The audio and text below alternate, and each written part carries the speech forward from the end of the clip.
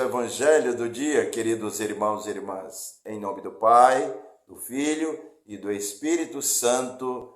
Amém. Evangelho de nosso Senhor Jesus Cristo, segundo São Mateus. Naquele tempo, quando Jesus e os seus discípulos estavam reunidos na Galileia, ele lhes disse: O Filho do Homem vai ser entregue nas mãos dos homens. Eles o matarão, mas no terceiro dia ele ressuscitará. E os discípulos ficaram muito tristes. Quando chegaram a Cafarnaum, os cobradores do imposto do templo aproximaram-se de Pedro e perguntaram: O vosso mestre não paga o imposto do templo? Pedro respondeu: Sim, paga. Ao entrar em casa, Jesus adiantou-se e perguntou: Simão, que te parece?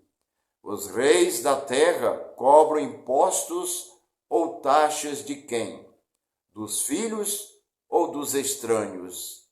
Pedro respondeu: Dos estranhos. Então Jesus disse: Logo, os filhos são livres. Mas, para não escandalizar essa gente, vai ao mar, lança o anzol e abre a boca do primeiro peixe que tu pescares.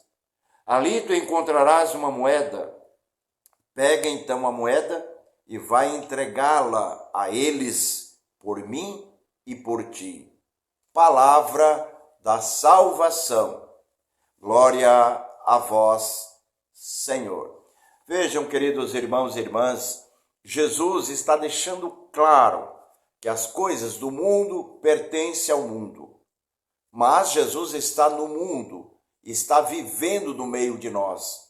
E por causa disso, Jesus diz de maneira clara para Pedro, para não escandalizar, paga o imposto do templo. E aí Jesus recomenda a Pedro como ele deve pagar esse imposto, como diz o Evangelho. Para nós, queridos irmãos e irmãs, também as coisas do mundo são no mundo, precisam ser resolvidas. Se nós não resolvermos, fica aquele entrave. As coisas não ficam livres. Você precisa resolver, porque aquilo fica incomodando, aquilo fica impedindo a graça de Deus. Por isso que Jesus disse: para não escandalizar, paga o imposto por mim e por ti. Jesus quer que você, nós sejamos totalmente livres. É nessa liberdade que nós vamos entender o primeiro contexto do Evangelho, quando Jesus diz para os discípulos que o Filho do Homem vai ser entregue nas mãos dos homens. O que significa isso? Que Jesus vai passar pelo sofrimento. Esse sofrimento de Jesus, ele vai sofrer, carregar a cruz, morrer na cruz por nós, para nos libertar, para nos reconciliar com o Pai. E aqui algo que a gente pode muito bem fazer uma pergunta, você também pode, e tem uma resposta que é lógica, humana.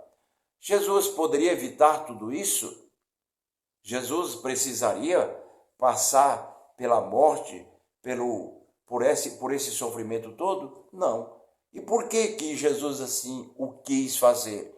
Jesus veio como missão primeira para morrer para nos reconciliar com o Pai. Na morte de Jesus é vencido a própria morte, aberta, por consequência, a eternidade. Na morte de Jesus se mata o pecado, para se abrir para nós a liberdade da vida eterna, para sermos livres e decidirmos se queremos ir para o céu ou não. Eu sei que você quer ir, eu também, mas para isso nós precisamos cotidianamente caminhar de acordo com aquilo que é do mundo, que é prescrito para realizarmos sem escandalizar, sem deixar de viver as coisas do mundo, como se não vivêssemos. Como é que é isso? Como é que podemos viver sem as coisas do mundo como se não vivêssemos.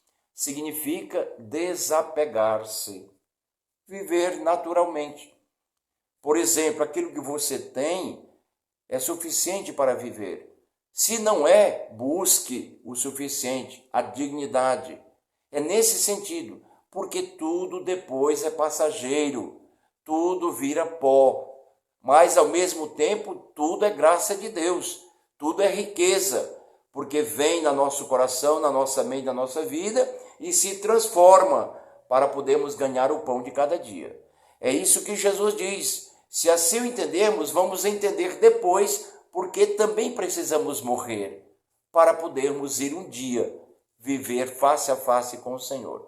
Mas eu sempre digo que esse tempo demore bastante, porque Deus ainda tem muitos milagres a realizar por meio de nós.